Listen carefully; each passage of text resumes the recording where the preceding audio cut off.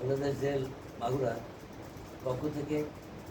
এদিনকার মাঝে একটা সামগ্রী বিতরণ উপলক্ষে আয়োজিত অনুষ্ঠানে সম্মানিত সভাপতি এখানে উপস্থিত আছেন আমাদের অত্যন্ত প্রিয় মানুষ এবং একজন মানবিক মানুষ আমাদের জেলখানার সুপার সাহেব আছে উপস্থিত এখানে জেলার সাহেব এবং এই মাদ্রাসার সুপার এদিনবৃন্দ সবাইকে জানাই আমি জানি আমাদের এই জেল সুপার সাহেব অত্যন্ত মানবিক। এর আগেও এখানে আমি ছিলাম একসময় অবশ্যই এই বাচ্চাদের